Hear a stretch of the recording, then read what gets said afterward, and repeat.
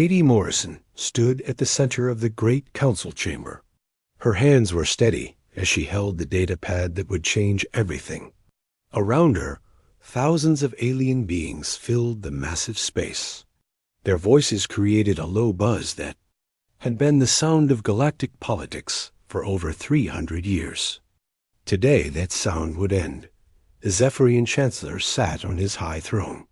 His 6 eyes moved across the room, while his mandibles clicked in what humans had learned meant boredom.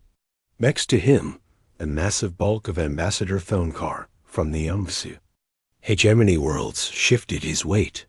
The chair beneath him groaned under the pressure.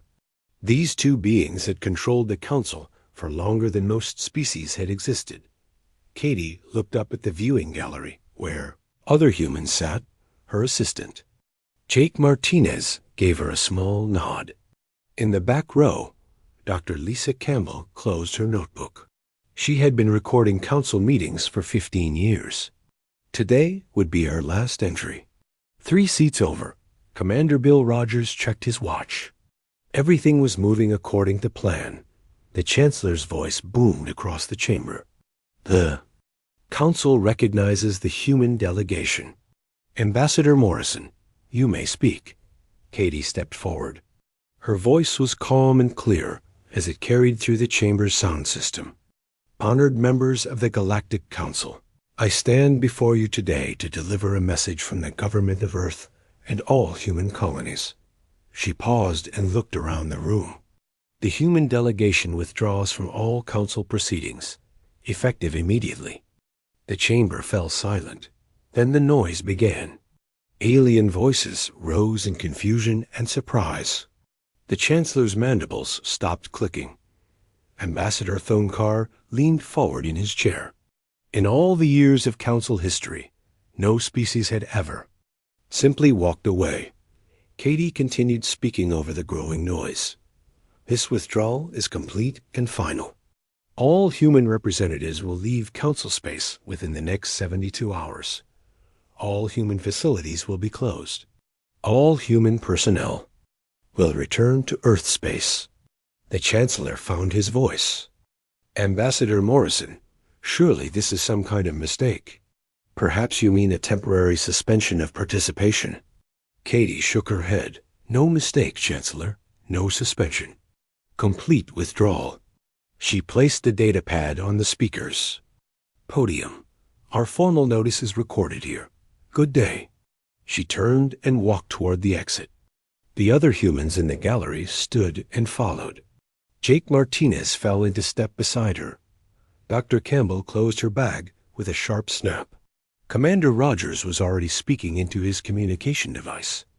Behind them, the chamber erupted into chaos. Alien voices shouted questions and demands. The Chancellor called for order, but his voice was lost in the noise. Ambassador Thonkar was speaking rapidly into his own communicator. The Council had never seen anything like this. Outside the chamber, Katie walked through the corridors of the Council building. These halls had been her second home for 8 years. She knew every painting, every statue, every memorial to the great moments in galactic history. Soon she would never see them again. All stations report ready, Commander Rogers said as he caught up with her. Captain Sullivan confirms the Meridian is loaded and ready to depart. Dr. Campbell's research team finished packing 2 hours ago. Security Chief Rodriguez has his people standing by. Katie nodded. 20 years of planning had led to this moment.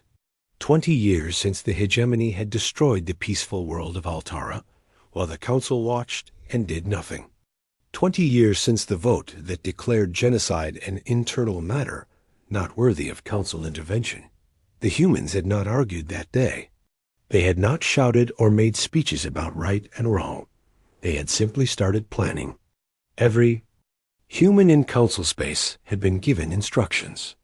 Every human facility had been prepared. Every human ship had been loaded with supplies for the journey home. As they walked, Katie remembered the secret meetings in her apartment. Commander Rogers had brought the military personnel. Dr. Campbell had organized the research teams. Jake Martinez had handled the diplomatic staff. Together, they had built a network that touched every human in the galaxy. The plan was simple. When the order came, every human would stop what they were doing and go home. No arguments, no negotiations, no demands for better treatment. They would simply leave. The Council would learn what the galaxy looked like without humanity. They reached the transport bay where the human shuttle waited. Captain Amy Foster stood beside the open door. She had been Katie's pilot for 6 years. Like everyone else, she had known this day would come. "All passengers aboard, Ambassador," Captain Foster sighed. "We have clearance for immediate departure." Katie took one last look at the Council building. The massive structure reached toward the sky like a monument to galactic unity. For 3 centuries, it had been the center of civilization. Today it would begin its slow fall into history. As their shuttle lifted off, Katie could see other human vessels departing from landing pads across the city. The timing was perfect. Every human in Council space was leaving at exactly the same moment. No one would be left behind. Jake Martinez sat beside her and opened his datapad. Confirmation signals coming in from all sectors. Captain Sullivan reports the Meridian cleared Nexus Prime orbit 15 minutes ago. Dr. Campbell's transport is away from the research station. Security Chief Rodriguez confirms all military personnel have departed their posts. Katie smiled. And the special packages? All delivered according to schedule. Dr. Santos confirms her network protocols are active. Engineer Parker's routing. Systems are online. The surprise gifts are in place. Through the shuttle window, Katie could see Council space shrinking below them. Soon they would make the jump to faster-than-light travel. In 3 days, they would see Earth's sun. For the first time in 20 years, every human in the galaxy would be in the same star system. Behind them, the Council was probably still arguing about what had just happened. The Chancellor would be demanding explanations. Ambassador Thonkar would be planning some kind of punishment. They would threaten trade sanctions and military action. They would assume that humanity would come crawling back within a few months. They were wrong. Humanity had learned important lessons during their time in Council space. They had learned about alien technology and alien politics. They had learned how the galaxy systems really worked. Most importantly, they had learned that they did not need the Council's permission to survive and grow. The shuttle's engines powered up for the jump to light speed. Katie felt the familiar pressure as the ship prepared to tear through space and time. In a few seconds, they would be traveling faster than light itself. Jump in 10 seconds. Captain Foster announced. Katie closed her eyes and thought about Earth.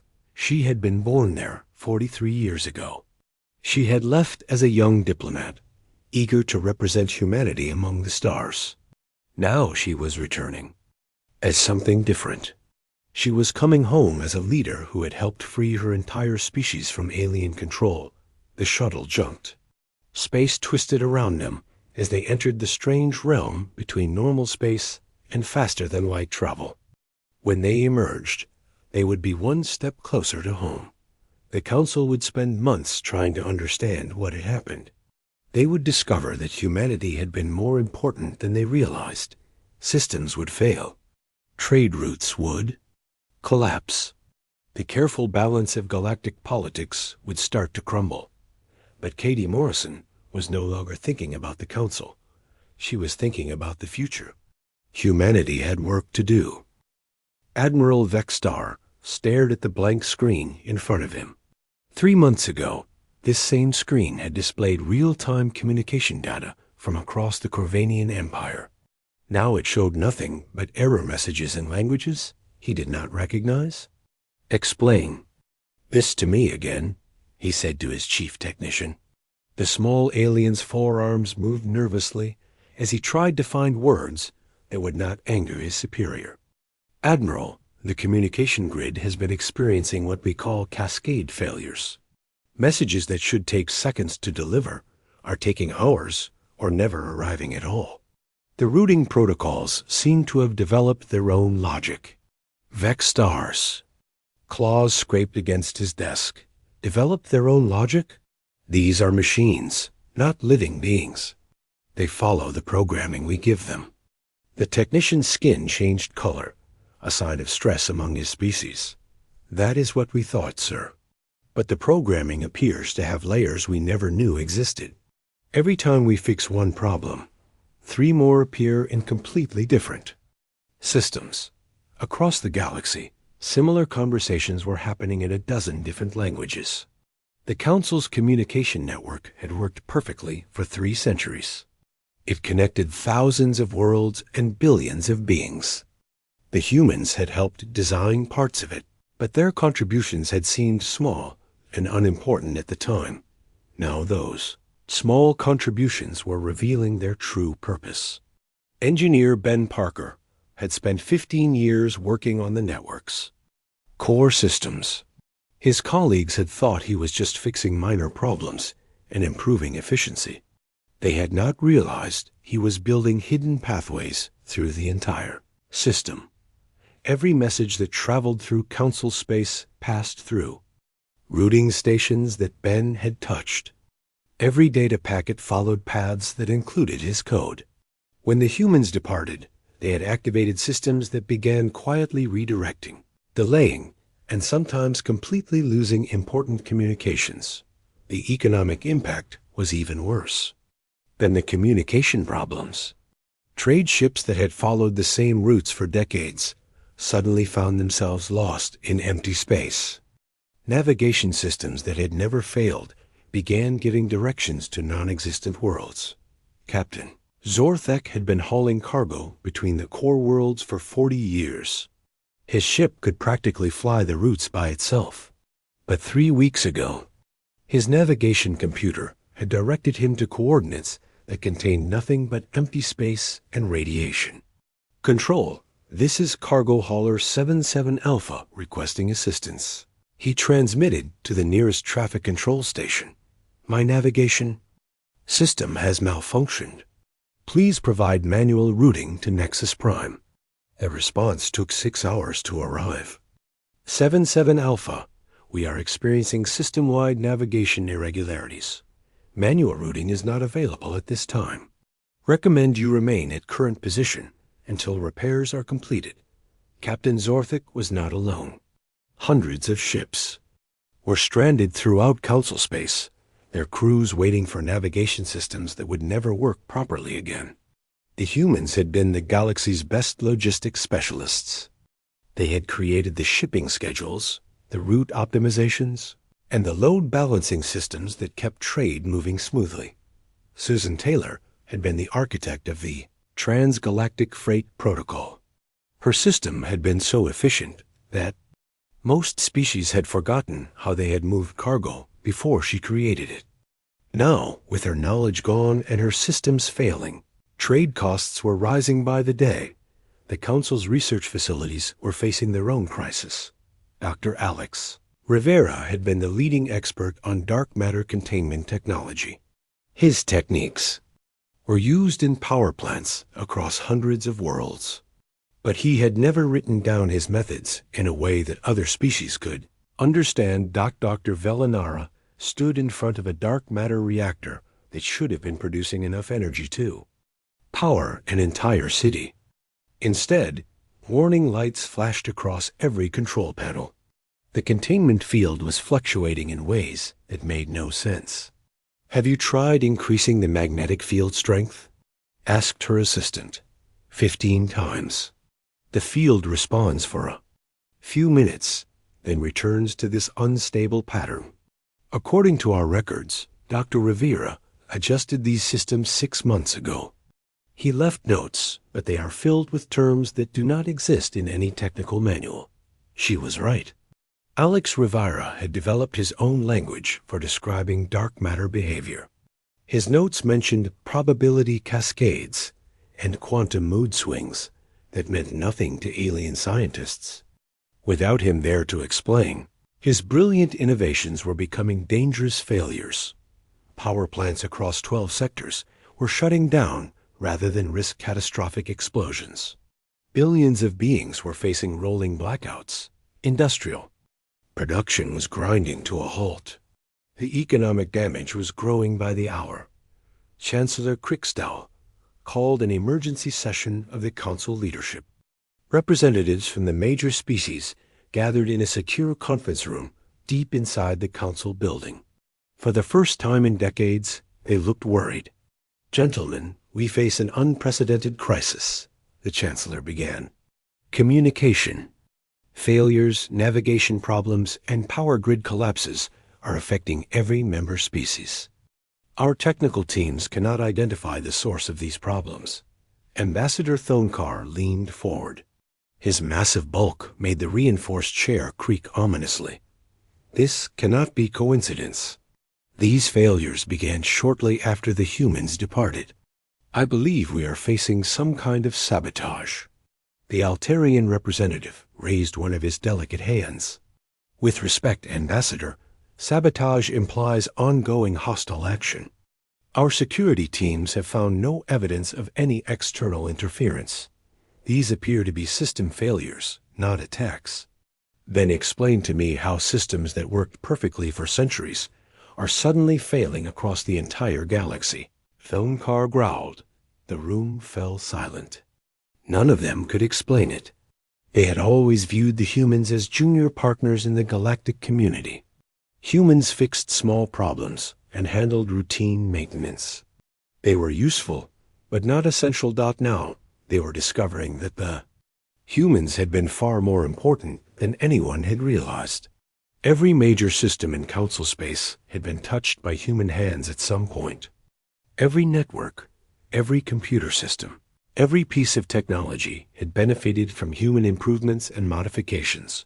The humans had not broken anything when they left. They had simply taken their knowledge with them. Without their constant maintenance and problem-solving, the galaxy's technology was slowly grinding to a halt. Senator Chris Howard's former aide, the Altarian diplomat Shender, was one of the few council members who understood what was really happening. He had worked closely with humans for years. He had seen how they thought about problems differently than other species.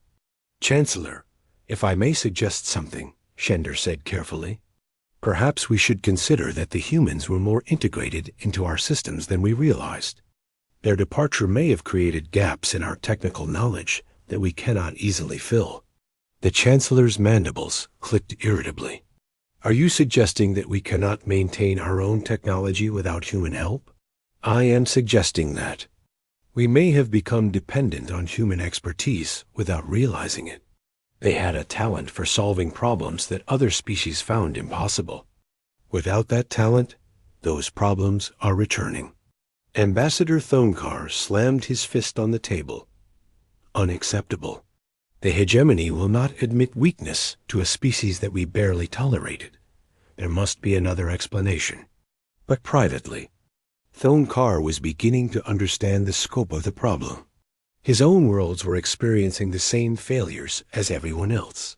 Hegemony military communications were becoming unreliable. Their logistical systems were breaking down. Even there, weapon systems were showing signs of instability. The humans had worked on hegemony projects too. They had been hired as consultants and technical specialists. At the time, it had seemed like the humans were lucky to be allowed to work for such a powerful species. Now it was clear that the hegemony had needed the humans more than the humans had needed them. As the meeting continued, reports kept arriving from across the galaxy. Food shipments were spoiling because refrigeration systems were failing. Medical equipment was shutting down in the middle of critical procedures. Transportation networks were collapsing as traffic control systems lost the ability to coordinate movement. The Council had maintained order in the galaxy for 3 centuries. They had done it through careful planning, superior technology, and the cooperation of hundreds of species. Now that order was crumbling, and they had no idea how to stop it. Outside the conference room, ordinary beings were starting to notice that something was wrong. Store shelves were emptying as supply chains broke down. Power outages were becoming more frequent. Communication with distant family members was becoming impossible. The humans had left without making any threats or demands. They had simply packed up and gone home. But their absence was creating more chaos than any military attack could have achieved. Council leadership finally adjourned their meeting without reaching any conclusions. They agreed to reconvene in 1 week, hoping that their technical teams would find solutions by then. But deep down, they all knew that the problems were beyond their ability to solve. The galaxy was learning a hard lesson about the value of human ingenuity. Unfortunately, the humans were no longer there to teach them. 6 months had passed since humanity disappeared from Council space. The problems that had started as minor technical difficulties were now threatening the stability of galactic civilization. But the real disaster began when the hegemony decided to test the Council's weakened state. General Mordak stood on the bridge of the hegemony flagship destroyer. Through the view screen, he could see the peaceful world of Kepler below. The planet's blue oceans and green continents made it look almost like the human homeworld that the hegemony had studied in their databases. "Sir, we are receiving surrender." Transmissions from the planet's surface, reported his communications officer. Mordak's scarred face showed no emotion. "Ignore them. Begin orbital bombardment of the major cities. This is a cleansing operation, not a conquest." The hegemony had decided that the Kepler system's resources were too valuable to leave in the hands of its current inhabitants, the Keplerian. People were peaceful farmers and artists who had never built weapons more advanced than simple rifles. They posed no military threat to anyone, but they also had no powerful allies to protect them. The Council's policy of non-interference meant that internal conflicts were handled by individual species without outside help. The Kepler system belonged to the Altarian Federation, but the Altarians were a peaceful species themselves. The bombardment began with precise strikes against government buildings and communication centers. The hegemony wanted to eliminate organized resistance before moving to the next phase of their operation. Within hours, the planet's leadership was dead, and its cities were burning. On the surface, Dr. Kepara huddled in an underground shelter with her 3 children. She was a botanist who had spent her life studying the unique plant species that made Kepler famous throughout the galaxy. Now she listened to the sounds of destruction above while trying to keep her children calm. "Mama, when will the Council ships come to help us?" asked her youngest daughter. Dr. Kepara had no answer. The Council's policy was clear. They would condemn the attack in official statements, but they would not intervene militarily. The hegemony knew this, which was why they had chosen this moment to expand their territory. But something different happened this time. As the bombardment continued, every communication system in Council space suddenly activated. Screens that had been dark for months blazed to life. Networks that had been failing constantly began working perfectly. The signal that appeared on every screen was crystal clear. It showed the bombing of Kepler in real time, broadcast simultaneously across hundreds of worlds. Beings who had never heard of the Kepler system suddenly found themselves watching children die under hegemony weapons. In his office on Nexus Prime, Chancellor Krickstall stared at his communication screen in horror. The images of destruction were bad enough, but the implications were worse. Someone had hijacked every major communication network in the galaxy. The technical impossibility of such an action made his 6 eyes blink in rapid succession.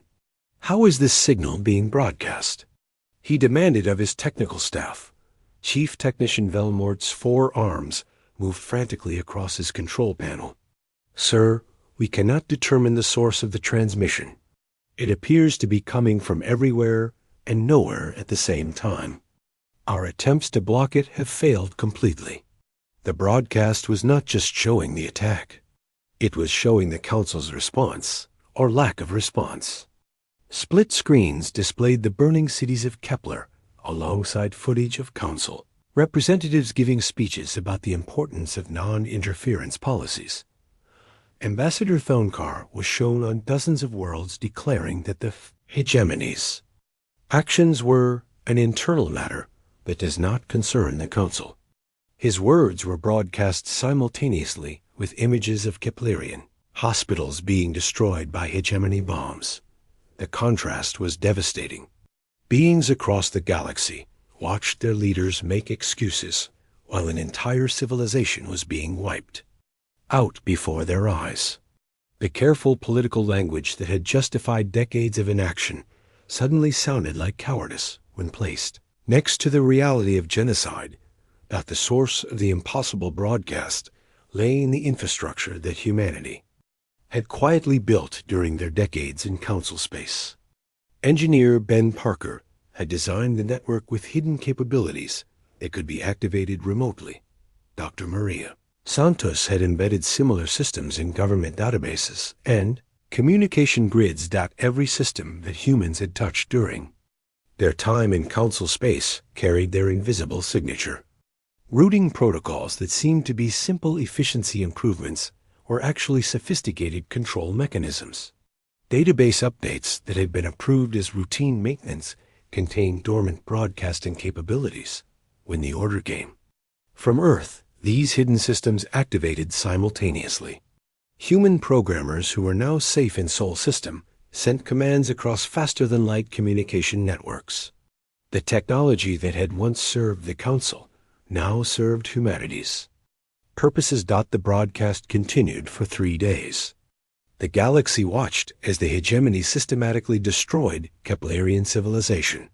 By the end, over 2 billion beings were dead, and their homeworld was a smoking ruin. The hegemony declared the operation a success and began moving colonists to claim the empty planet, but the damage to the Council was complete. Species that had never questioned Council authority were now demanding answers. Why had their leaders done nothing? Why had they watched genocide happen without taking action? Why did their government exist if it could not protect innocent beings? The riots started on the industrial world of Vega 7. Factory workers who had seen the broadcast attacked government buildings and demanded that their representatives be recalled from the Council. Within hours, similar riots were happening on 27 different worlds. The Altarian Federation, already devastated by the loss of Kepler, formally withdrew from the Council. 3 other species announced their intention to follow. The careful balance of power that had maintained galactic peace for centuries was collapsing. Chancellor Krikstal called another emergency meeting, but this time half of the Council representatives failed to appear. Those who did attend spent most of their time arguing about who was responsible for the crisis. "This is clearly a human plot," Ambassador Thonkar declared. "They have somehow maintained the ability to control our communication systems even after their departure. We are facing a sophisticated campaign of sabotage designed to destroy the Council." Senator Yelenara from the Vegan Confederation shook her head. "The humans did not force us to ignore the genocide on Kepler. They did not force us to maintain policies that protect aggressors while abandoning victims. They simply showed the galaxy what we really are." The argument continued for hours without reaching any resolution. Outside the Council building, protesters demanded that the institution be dissolved. Signs in dozens of languages called for new leadership and new policies that would actually protect innocent beings. The technical staff finally managed to end the broadcast, but the damage was permanent. The images of Kepler's destruction had been recorded and copied by news organizations across the galaxy. The Council's failure to act had been documented and would not be forgotten. More importantly, the impossible nature of the broadcast had demonstrated something that shook the foundation of galactic politics. The humans had been far more capable than anyone had realized. Systems that the Council's best experts could not understand or control had been created and manipulated by human engineers, the species that had dismissed humans as primitive troublemakers. were now facing the possibility that humanity had been the most advanced technological civilization in the galaxy. The implications of this realization were terrifying for those who had treated humans as INFERIOR. Dr. Velinara sat in her laboratory on Nexus Prime, trying to understand how the broadcast had been possible. She was considered one of the galaxy's leading experts on communication technology, but the human systems were beyond her comprehension. It is as if they built a completely different kind of network inside our network, she explained to her assistant. Every component serves its apparent function perfectly, but it also serves hidden functions that we never suspected. The level of planning and foresight required is extraordinary. Her assistant, a young Zephyrian named Clickstar, asked the question that was troubling everyone. If the humans could do this, what else were they capable of? What other systems did they modify during their time here? Dr. Velinara had no answer. The humans had worked on thousands of projects during their decades in Council space. They had been involved in everything from power generation to transportation systems. If they had hidden capabilities in the communication networks, they might have hidden capabilities anywhere. The galaxy was beginning to understand that humanity's departure had not been a simple withdrawal. It had been the removal of a technological foundation that other species had not even known existed. Without that foundation, the complex systems that supported galactic civilization were starting to fail, but the most disturbing realization was still to come. The humans had not used their hidden capabilities to attack their enemies or advance their own interests. They had used them to force the galaxy to confront its own moral failures. The broadcast of Kepler's destruction had not been an act of war. It had been an act of conscience. Senator Shender stood at the observation deck of the Council ship Harmony as it prepared for the journey to Sol System. 1 year had passed since humanity's departure, and the galaxy had changed beyond recognition. Trade routes that had operated for centuries no longer functioned. Communication networks failed daily. Entire species were questioning the authority of the Council that had once seemed eternal. The ship around him represented the last desperate hope of the moderate faction within the Council. Half the member species had already withdrawn from the organization. The remainder were divided between those who wanted to declare war on humanity and those who understood that such a war would be impossible to win. Senator, we are ready to begin the jump sequence, announced Captain Morval from the bridge. The Corvanian officer had volunteered for this mission, despite knowing that his own government opposed any contact with the humans. Shender nodded. Proceed, Captain. It is time we learned what we are truly facing. The journey to human space proved more difficult than anyone had expected. Navigation systems that had reliably calculated jump coordinates for decades now provided readings that led to empty space. Hyperspace routes that connected the core worlds to the outer systems seemed to shift without warning. 3 days into the journey, Chief Navigator Yalkara approached Shender with a problem that defied explanation. Senator, our navigation computer is providing coordinates that do not match our star charts. According to our instruments, we should have reached the outer marker buoys of Sol System yesterday. Shendar studied the navigation display with growing concern. Are you saying we are lost? Not exactly lost, sir. Our position calculations are accurate, but the routes to Sol System appear to have been altered. Jump points that should lead directly to human space are now routing us through areas we have never seen before. The truth was more complex than the navigator realized. The humans had indeed altered the hyperspace routes, but not in the way most species would attempt such a feat.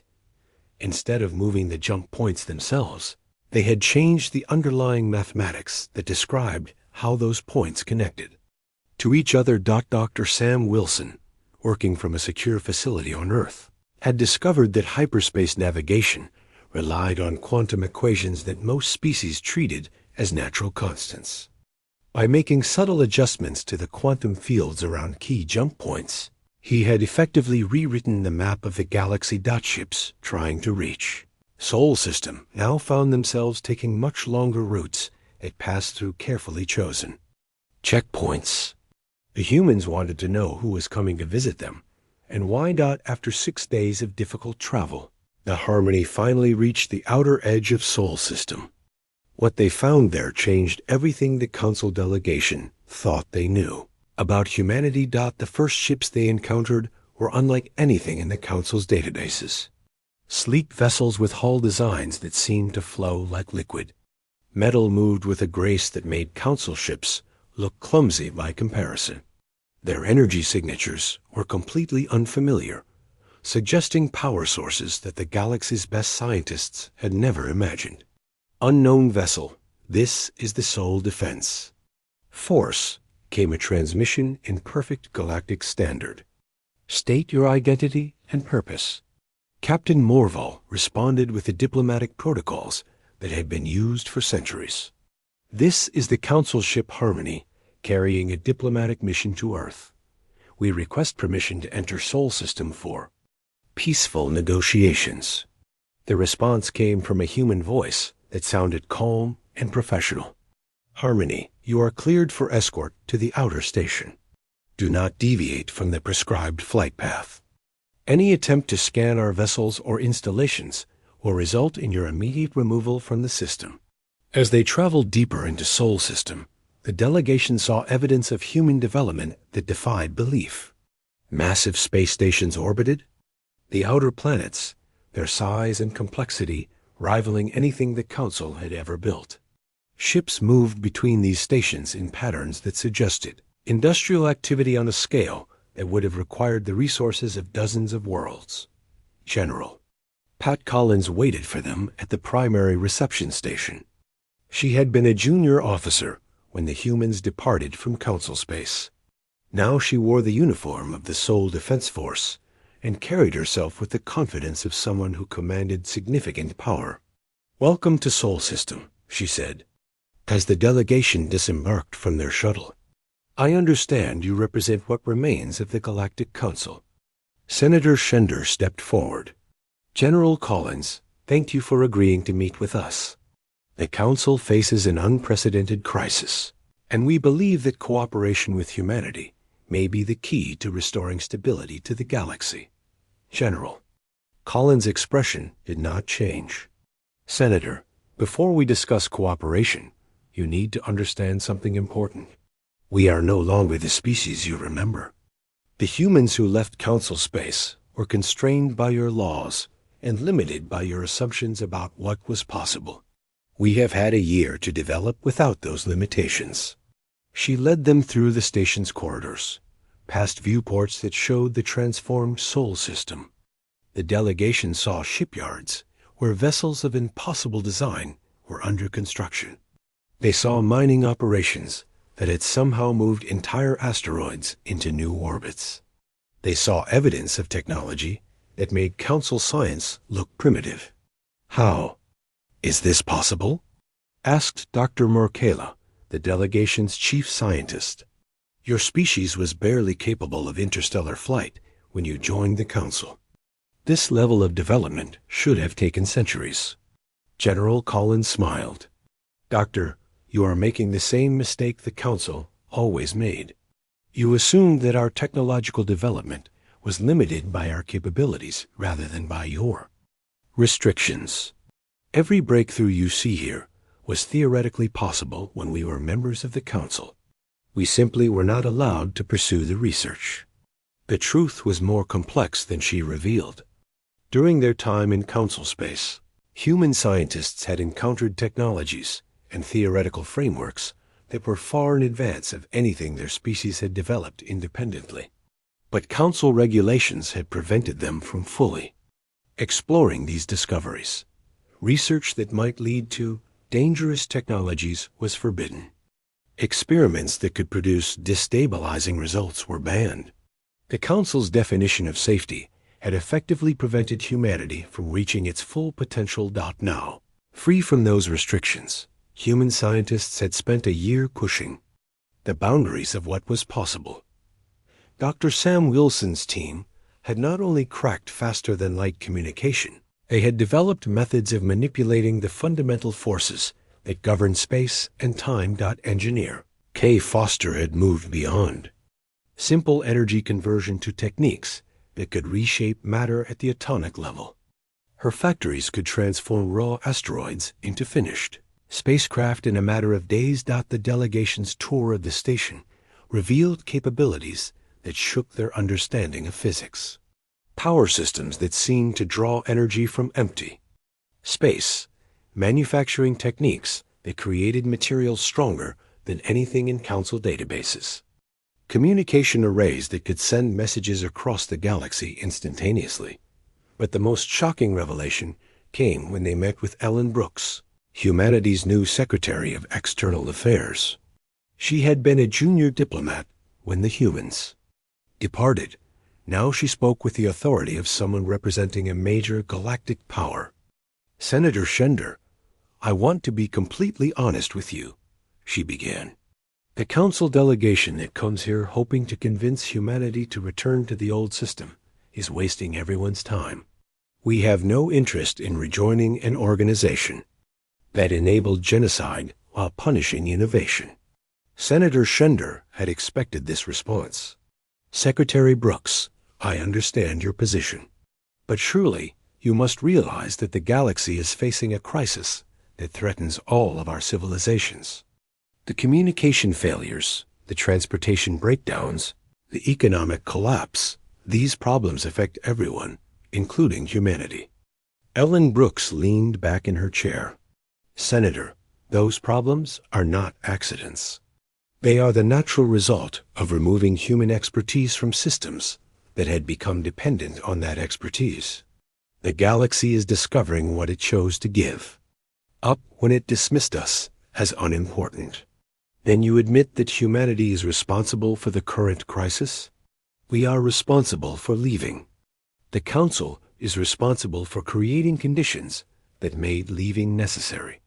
The galaxy is responsible for failing to appreciate what it had while it had it." The conversation continued for hours, but it became clear that humanity had no intention of returning to their former role. They had moved beyond the need for Council approval or support. The species that had once sought acceptance from alien civilizations was now confident in its own capabilities. Dr. Markela asked the question that troubled everyone in the delegation. "If you will not rejoin the Council, what do you propose as an alternative?" "The galaxy cannot continue in its current state of chaos." Ellen Brooks smiled. "Doctor, who said we wanted the galaxy to continue in chaos? We simply have a different vision of how galactic civilization should be organized." She activated a holographic display that showed a map of the galaxy. Certain systems were highlighted in blue, representing species that had withdrawn from the Council or were considering withdrawal. The Council delegation returned to Nexus Prime with news that would reshape the galaxy. Senator Shender stood before the emergency assembly and delivered his report with the weight of history pressing down on every word. "The humans are no longer the species we once knew," he announced to the gathered representatives. "They have advanced beyond our technological capabilities and have no intention of rejoining the Council under any circumstances." Chancellor Crickstall's mandibles clicked nervously. "Surely they can be negotiated with. Perhaps we can offer them a more prominent role in Council affairs, or reduced restrictions on their research activities." Senator Shender shook his head. "Chancellor, you do not understand. They are not seeking a better position within our system. They are offering to replace our system entirely."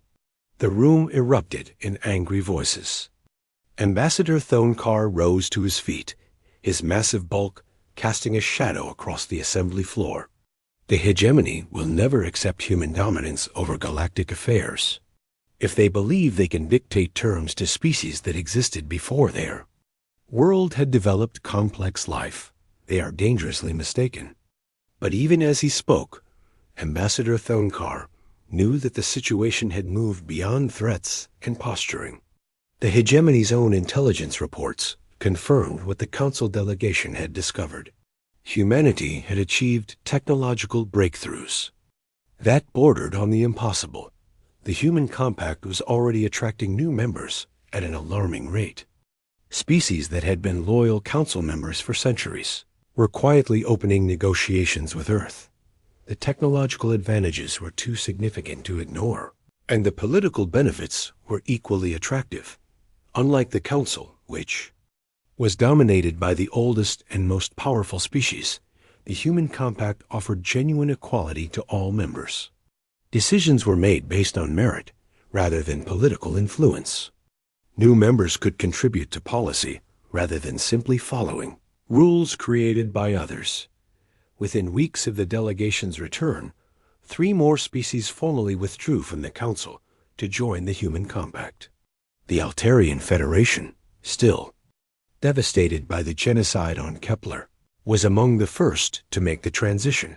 The technological transformation was immediate and dramatic. Communication networks that had been failing for months suddenly began operating flawlessly. Transportation. Systems that had been unreliable started functioning with unprecedented efficiency. The human compact's infrastructure was not just better than the Council's. It was revolutionary. Dr. Sam Wilson's faster-than-light communication system allowed instant contact between worlds separated by thousands of light years. Engineer K. Foster's manufacturing techniques could produce goods at costs that made Council industries obsolete. The economic advantages of compact membership were undeniable, but the real test of the new order came when the hegemony decided to challenge it directly. General Mordak had been planning an expansion campaign for months. The chaos in Council space seemed to offer the perfect opportunity to claim new territory without interference. The target was the vegan system, whose inhabitants had recently joined the human compact. The vegans were peaceful traders who posed no military threat to anyone. Their world was rich in rare minerals that the hegemony wanted for their own weapons programs.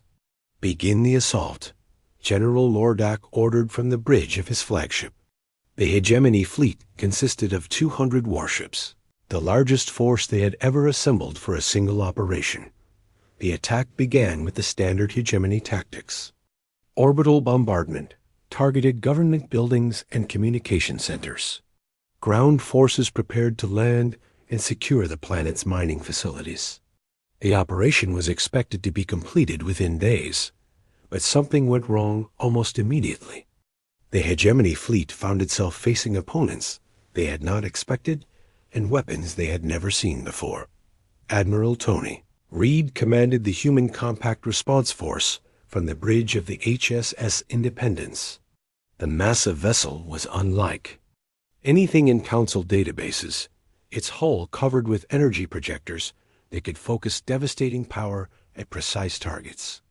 "This is Admiral Reed of the Human Compact Defense Force," he transmitted to the hegemony fleet. "You are ordered to withdraw from vegan space immediately. This system is under compact protection." General Mordak responded with contempt. "Human, you are outnumbered 10 to 1. Withdraw your pathetic force before we destroy it, along with the planet below." Admiral Reed's reply was broadcast across the galaxy through the same network that had shown the destruction of Kepler. "General, you are about to learn why the human compact does not make empty threats." The battle that followed lasted less than 30 minutes. The human compact ships moved with impossible speed and precision.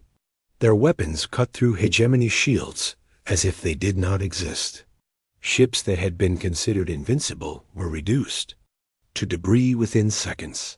The Independence alone destroyed 40 hegemony vessels before General Mordak ordered a retreat.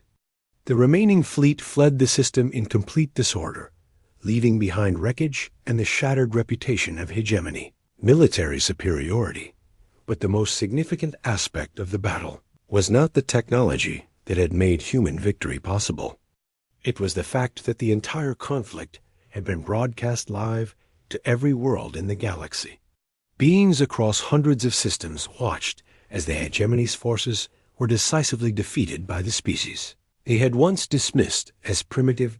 Captain Lisa Morgan addressed the galaxy from the bridge of her destroyer. This is Captain Morgan of the Human Compact Defense Force. Today's action demonstrates our commitment to protecting all Compact members from aggression. Any species that threatens our partners will face the same response. The message was clear. The Human Compact was not just offering technological advantages and political equality. It was offering protection from the kind of violence that the Council had failed to prevent. The reaction was immediate and overwhelming. Species across the galaxy began requesting membership in the Human Compact. Even some Council loyalists started questioning whether their old allegiances made sense in the new reality. The Council called an emergency session, but fewer than half of their members attended. Those who did come spent most of their time arguing about whether to declare war on humanity or attempt to negotiate some kind of accommodation. Chancellor Crickstall finally admitted what everyone already knew. The Council, as we have known it, is finished. We can either evolve to meet the new reality, or we can cling to the past until it destroys us. Ambassador Thonkar refused to accept defeat.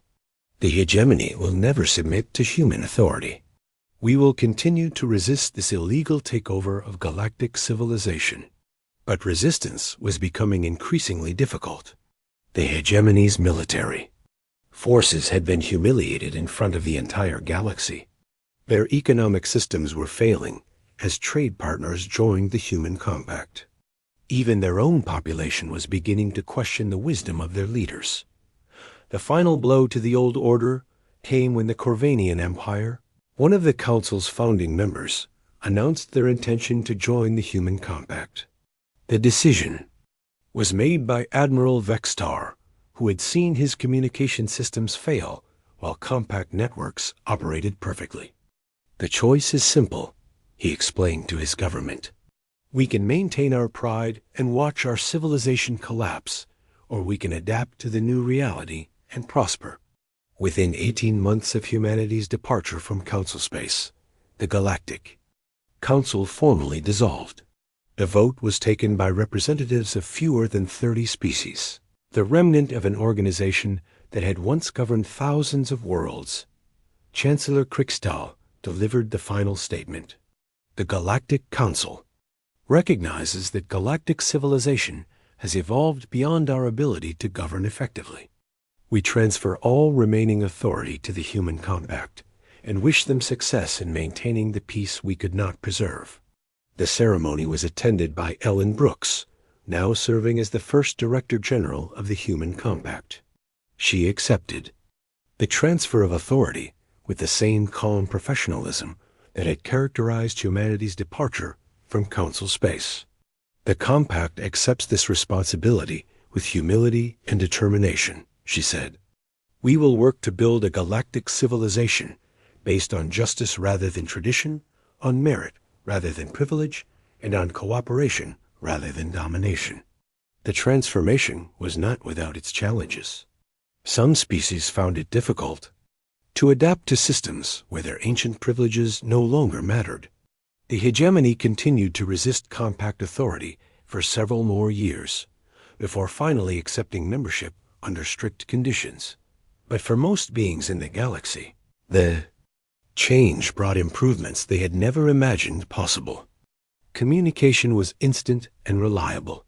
Transportation was efficient and safe. Economic opportunities were available to anyone willing to contribute to the common good. Dr. Sam Wilson, now serving as the Compact's Director of Scientific Development, established research programs that welcomed participants from every member species. The restrictions that had limited scientific progress under the Council were replaced with ethical guidelines that encouraged innovation while preventing abuse. Engineer Kay Foster created industrial programs that could transform underdeveloped worlds into prosperous centers of manufacturing and trade.